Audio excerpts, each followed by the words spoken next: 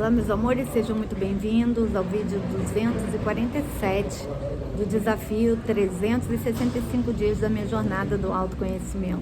Tá meio barulhento, né, gente? O que eu tô fazendo aqui na rua, eu vim na dentista para trocar meu alinhador, ó. Eu tô com alinhador novo e aí tô aproveitando aqui um tempinho de espera para poder fazer o vídeo e gravar para vocês. Galera, eu comentei aqui outro dia a questão da importância, né, da gente estar conscientizado com o Janeiro Branco. E isso é muito mais do que ser um mês dedicado à atenção, né, para os transtornos mentais. Porque a gente precisa colocar na nossa cultura esse acolhimento, esse não preconceito, né, para as doenças mentais. E por que eu falo isso? Porque eu convivo com transtorno de ansiedade desde os meus 13 anos de idade, quando na época não tinha diagnóstico. E eu sei o quanto é difícil, eu já tive crise de pânico, já fui parar em hospital várias vezes, já tive crises depressivas, tenho algumas comorbidades como toque. Então é muito complicado, porque é uma doença que as pessoas não estão vendo, né? Fica difícil até para as pessoas avaliarem, assim, como é que é o teu sofrimento. Eu acho que só quem realmente tem a doença ou convive muito de próximo, muito de perto, né? Muito proximamente, é que você consegue, de fato, ter noção do que é. Porque é muito complicado, gente. É diferente de quando você vê uma pessoa com febre ou com uma ferida aberta, né? Ou se restabelecendo de uma cirurgia, ou com, sei lá, um pé quebrado. São coisas visíveis, né? Quando a gente fala de transtornos mentais, são transtornos invisíveis, que até para os próprios médicos, para os próprios neuropsiquiatras, é difícil chegar a uma conclusão. Muitas vezes é dificílimo fechar um diagnóstico. Então, a gente precisa ter muito respeito, muito cuidado, muito acolhimento. E por que eu estou falando isso? Eu não assisto Big Brother Brasil, como vocês sabem, nem a Fazenda. Para não dizer que nunca assisti, eu assisti acho que o primeiro Big Brother, o segundo, eu não me lembro, aquele que a Grazi participou, Grazi Massafera, por coincidência foi aquele. E a Fazenda eu não assisti nem quando colegas meus, né, artistas próximos a mim, como André Sorvetão, Conrado, quando participaram. Então eu sei como funciona, eu tenho uma ideia, claro, porque eu não sou completamente alienada, mas eu não acompanho de perto.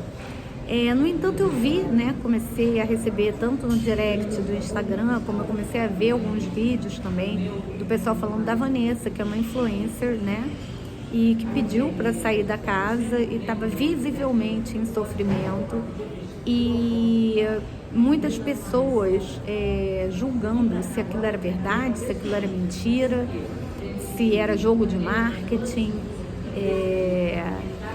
E o que eu achei mais bizarro, pelo que eu vi, né, gente, lembrando aqui que eu não acompanhei o Big Brother, mas eu fui buscar informação de acordo com o que vocês foram me trazendo, eu fui buscando informação.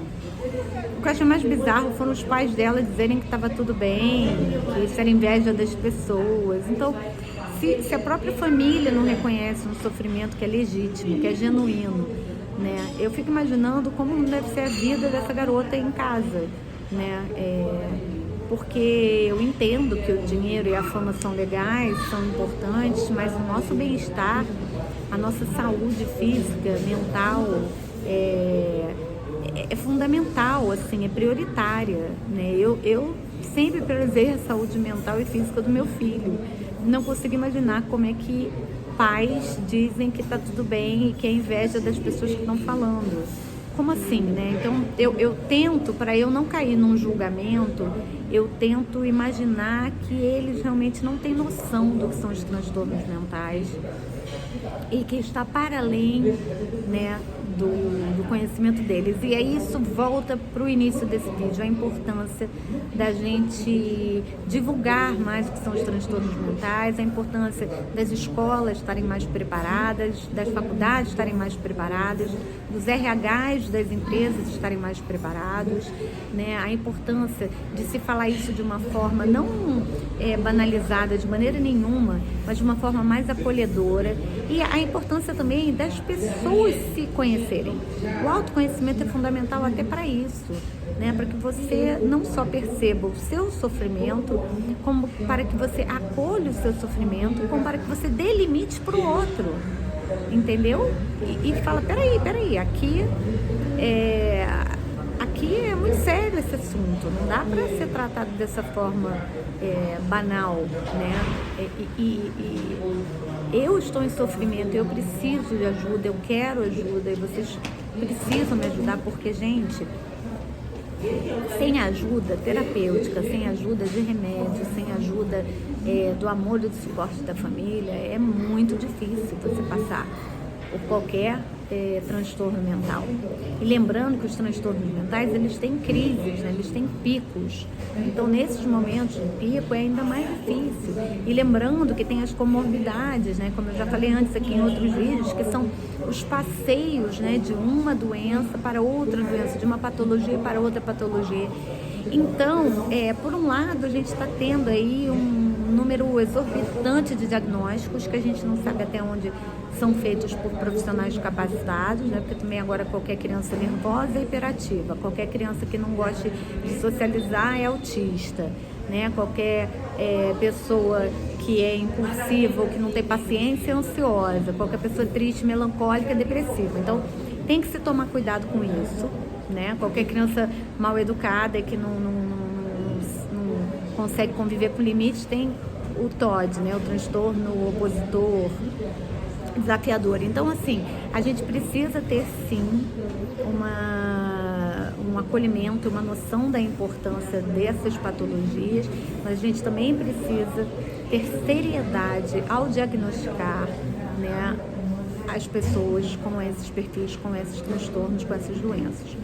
Primeiro, porque nós não somos nada, nós estamos, né? Eu falava muito isso, eu sou ansiosa. Eu fui chamada a atenção várias vezes por vários mentores meus, pela minha psicóloga, e eu comecei a falar a verdade, eu não sou ansiosa, eu estou ansiosa, mesmo que seja uma ansiedade crônica, né? Que levou muitos anos, não interessa. Eu estou ansiosa, né? Porque eu não sou aquilo, né? Outra questão também é da gente acolher de uma forma amorosa, mas lembrando que existem tratamentos. Cura nem sempre tem, mas existem tratamentos. Então a gente precisa estar atento para buscar formas de termos uma vida.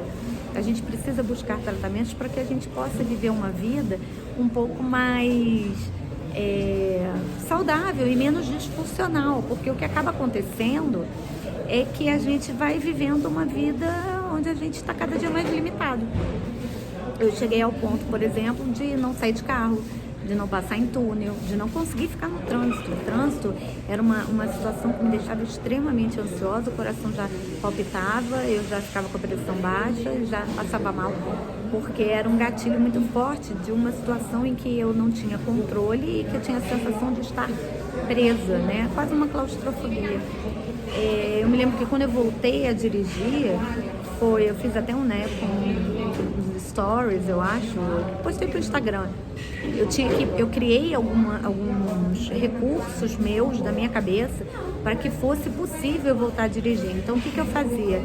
Eu andava um pouquinho, aí sempre assim na pista da direita, né, para que ninguém ficasse me pressionando, que no Rio de Janeiro não interessa muito, que as pessoas não sabem dirigir, são muito grosseiras no trânsito, com algumas exceções, é claro, não dá para generalizar, mas eu ia sempre pela pista da direita, e quando eu começava a sentir que eu estava começando a ficar ansiosa, eu parava num acostamento, botava o pisca-alerta, respirava, às vezes tinha que tomar um Rivotril, às vezes tinha que cheirar um óleo de lavanda, fazia um auto-reiki, me recompunha e aí seguia mais. E assim, dificilmente eu conseguia fazer o trajeto sem parar pelo menos 2, 3 vezes no caminho.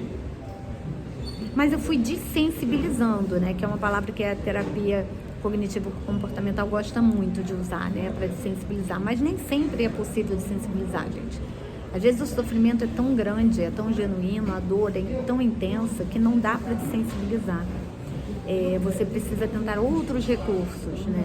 Por isso que eu gosto tanto das terapias holísticas, porque muitas vezes a terapia convencional, ela chega num ponto de limite, né? De até onde vai o entendimento dessa pessoa, o mental dessa pessoa, né? a aceitação, a consciência dessa pessoa, como ela digere essas informações, como ela entende essas informações. E aí quando você vai para as terapias holísticas, a gente vai trabalhar o quê? No energético. No que vai no energético, a coisa muda de figura, porque aí você não passa pelo mental, né? Você já vai direto para o teu campo energético. Eu tive a sorte, como eu sempre falo, sorte, merecimento, de ter na minha vida vários terapeutas incríveis que não eram ortodoxos nas suas formas de tratar. E quando eu entrei fundo no tratamento, né, do transtorno de ansiedade generalizada, o TAG, de ter a Cíntia na minha vida, que é minha psicóloga até hoje, que é uma pessoa muito cabeça aberta, né, que é terapeuta floral, que é consteladora familiar, que é astróloga. Então ela pôde trazer várias outras ferramentas, especialmente para pessoas como eu, que são muito racionais, que são muito mentais. A terapia convencional, a psicologia, ela chega num ponto que ela meio que dá uma travancada, sabe? Então eu acho que a gente tem que buscar um misto de tudo isso. Mas o que eu quero trazer aqui nesse vídeo, novamente falando sobre o Janeiro Branco, é a importância da gente levar a sério os sintomas, as crises, que tem a ver com transtornos mentais. Pelo que eu acompanhei, tá? Porque, como eu tô dizendo, eu não assisti o Big Brother, mas pelo que eu acompanhei, teve uma psicóloga da equipe que falou com ela, mas, gente, que psicóloga é essa que não manda essa pessoa sair na mesma hora? Então, para mim, já tem um conflito de interesses aí, tá? Porque um psicólogo sério, vendo essa menina entrando num surto, né, e pedindo para sair, tendo até pequenas alucinações, e aí ela diz, não, ela tá apta a ficar, eu acho meio absurdo. Mas, enfim, quem sou eu na fila do pão para falar da psicóloga, né? Nem psicóloga eu sou. Mas, para mim, soa aí um sinalzinho, no mínimo amarelo, chamando atenção para essa questão. Segundo, a gente não tem como saber como vai agir, como vai reagir, como vai funcionar dentro daquela panela de pressão que é um reality como Big Brother, tá? Mas a gente tem que lembrar aqui que ela é uma influencer, é uma garota nova, acho que tem 22, 23 anos. Então, o que acontece? Ela é de uma era digital, ela não é de uma era analógica. A televisão, gente, ela é de uma era analógica, né? Essa galera nova, eu vejo muito isso pelo meu filho, pelos amigos dele. Essa galera de, sei lá, 15, 16, 17, 18, 19, 20, 21, 22, 23, é uma galera que, assim, cresceu com o celular na mão, como se fosse uma extensão do próprio corpo. Eles são viciados no hipertexto, ou seja, naquele texto que é só uma informação principal. Quando eles têm interesse, aí sim eles se aprofundam, mas é uma geração que por natureza é muito rasa. Eu não acho isso ruim, sempre falo isso. Por exemplo, meu filho é extremamente maduro, um ser de uma alma assim linda. Então, se ele não quer devorar livros de história e decorar formas aritméticas, para mim não faz a menor diferença, tá? Mas é fato que essa galera é uma galera que quase não lê, né? Uma galera que está acostumado às informações muito rapidamente. Assim, na minha época, para a gente pegar uma informação, a gente tinha que ter uma biblioteca, sentar, dedicar um tempo, fazer anotações, né? Levar o livro para casa, voltar na biblioteca no outro dia. Agora não, agora sim, eu faço isso, gente. O que quer dizer tal palavra? Joga no Google, ninguém mais tem dicionário, né? Eu tinha dicionário de português, eu tinha dicionário de inglês. Quem é o autor tal? Joga no Google, né? Eu queria aprender a fazer tal coisa, entra no YouTube. Tem tutorial de tudo, né? Você não precisa mais ler manual de nada. Se quiser montar uma máquina de lavar que você comprou, ao invés de ficar lendo lá o manual, você vê uma pessoa que já montou e que te explica no vídeo, e por aí vai. Então, é uma geração que é uma geração que precisa ser cuidada nesse sentido, e isso também tem que ser respeitado. Não cabe às pessoas de mais de 40 anos, a meu ver, na minha humilde opinião, ficar questionando, essa geração tem o QI mais baixo, porque tem mesmo, né, gente? Isso já foi comprovado. Eles não amadurecem, agora a nova adolescência até os 24 anos de idade, que também já está sendo comprovado. Porque é uma geração isso, uma geração aquilo. Cara, não interessa, seja como for essa geração, ela é assim, ponto. Enquanto a gente ficar discutindo o que é essa geração, o que perdeu dessa geração, o que poderia ser essa geração, a gente está perdendo tempo de entender, de acolher, de abraçar, de conviver com o que essa geração tem para trazer, né? Então, é uma geração que é digital, gente. Como que uma pessoa que vive no digital, que trabalha no digital, né, que provavelmente vive o real de uma forma muito superficial, né? Eu imagino que seja assim a vida dessa Vanessa. Ela é jogada de repente para ficar no mínimo 24 horas sem o celular na mão. Gente, isso daí já cria uma crise de abstinência braba. Isso por si só já é um senhor gatilho. Segundo, ela é obrigada a conviver com pessoas 24 horas, trocando informação, olhando no olho, né? Dividindo o mesmo espaço, dividindo tarefas, tendo regras para seguir e tudo sendo imposto. Vocês percebem como por si só é uma dinamite pronta para explodir. Diferente de botar uma Vanessa lá. A Vanessa, por exemplo, Vanessa Camargo, primeiro ela sabe muito bem lidar com as câmeras, ela sabe como lidar com o público. É claro que em algum momento ela vai se descontrolar, porque aquilo é feito para isso, né? Eu falo que é uma casa de fazer doido, e é mesmo. Mas é mais fácil, ela é mais velha, ela tem mais maturidade, é mais fácil para ela se colocar ali. Você pega uma garota, gente, que é influencer, sabe? Que não tá nem acostumada com esse ambiente televisivo, que não tá acostumada a ficar sem celular. E aí a pessoa é colocada numa casa cheia de regra, que ela é obrigada a conviver com pessoas diversas que ela não conhece. Olha só a dificuldade social que essa geração tem, a dificuldade de interação social. E aí você é obrigado a ficar numa casa, obrigada entre aspas, né, gente? Mas ninguém botou uma arma na cabeça dela, mas enfim. Então eu acho que tem muitas questões a serem levadas a sério nesse ponto, que precisam ser pensadas seriamente. Se eu já não gostava de Big Brother, eu gosto menos ainda, porque eu acho uma falta de respeito com o ser humano. Eu não assisto porque eu acho a energia extremamente carregada e eu nunca gostei de ver o sofrimento alheio. Nunca, tá?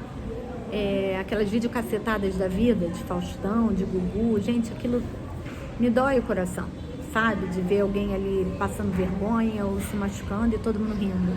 Eu sei que eu sou meio velha, mas assim, eu nunca gostei disso, eu não fico confortável. Na escola eu sempre fui aquela pessoa que defendia os mais desprotegidos, os mais fracos. Eu sempre transitei muito bem em todas as esferas. E então eu não me sinto à vontade, sabe? De ficar ali meio que acompanhando. É quase uma tortura, né? A gente sabe que eles ganham dinheiro, que eles ganham visibilidade, que eles ganham muitos patrocínios, que eles ganham presente, mas ainda assim, a que custo, né? Uma vez que a nossa psique esteja quebrada, gente, ela não se conserta mais. A minha não se consertou. Convivo muito bem, sou uma pessoa altamente funcional, mas eu tenho que fazer, por exemplo, essa semana eu tenho que fazer uma aplicação de ferro e eu já passei mal por antecipação, porque um dos meus gatilhos é sentir dor, doença, né? Então, assim, já passei mal só de imaginar como vai ser a cena, né? Devo ficar lá com o meu bracinho estendido, 20, 30 minutos recebendo ferro. E das possibilidades que eu tenho de efeitos colaterais, entendeu? Isso não é limitador? Claro que é. Uma pessoa não poder dirigir, não poder entrar num túnel, né? Uma pessoa não conseguir entrar num shopping cheio. Eu já vivi isso. Nas crises eu não conseguia, muito barulho, muita gente. Já começava a passar mal, né? Ou outras, enfim, eu tô falando do meu caso, que é transtorno de ansiedade, mas quem é depressivo, quem é bipolar, enfim... A gente precisa entender que isso é muito sério, então isso não pode ser tratado de uma forma tão leviana como está sendo. Como foi por esses pais dessa menina, como foi pela direção desse programa, que explorou até o último momento, entendeu? Ela pedindo para sair, tendo surtos visíveis, e eles exploraram até o último momento. Não vão ver até onde ela fica, até onde ela dá conta. Ela pedindo para sair, não tiravam ela. E aí, gente, tem uma questão que não vai ser legal. Alguns de vocês devem assistir Big Brother e A Fazenda e não vão gostar do que eu vou falar, mas eu vou falar assim mesmo, porque eu sou muito sincera. Se não tivesse audiência, esses programas não existiam, né? O Big Brother está na, sei lá, 26ª edição, porque tem audiência. Em nenhum lugar do mundo esse projeto da Endemol sobreviveu tanto tempo. Então, assim, de certa forma, quem assiste é cúmplice disso. Quem assiste, de certa forma, está participando, sabe, desse adoecimento generalizado da nossa sociedade. Então, vamos usar o nosso tempo de uma forma mais edificante. Eu não digo que tem que radicalizar como eu e tantas pessoas fizeram, de não ter mais novela, de não ter mais jornal, né, de limitar os estilos de streaming que assiste. Não estou falando isso, nem tanto ao céu, nem tanto à terra, como diz minha mãe. Mas, gente, a gente tem que começar a fazer uma peneira, uma triagem, uma curadoria do que a gente assiste, do que a gente permite chegar na gente energeticamente. Nós não somos lixeiras para engolir a sujeira humana, entende? A gente precisa se preservar. E se a gente sente prazer em ver a tristeza e o sofrimento alheio, a gente precisa ir procurar um psicólogo, porque tem alguma chavinha nossa que precisa ser virada, sabe? Tem algum parafusinho que precisa ser apertado, tem alguma pecinha que está fora do lugar, porque não pode ser normal a gente ter prazer em ver o sofrimento alheio. Então, meus amores, é isso. O vídeo de hoje foi um pouquinho longo, mas acho que é um assunto extremamente importante. Comenta aí, coloca nos comentários se você está sabendo desse caso, o que você soube, até acrescenta alguma coisa, se falei alguma besteira, me perdoem, mas o meu foco maior aqui não é ficar divulgando em si a situação, mas utilizar a situação como um recurso para que a gente possa, então, pensar seriamente sobre os transtornos mentais e aproveitando a deixa do Janeiro Branco. Então é isso, meus amores. Obrigada pela companhia. Depois eu volto. Beijo, beijo, beijo.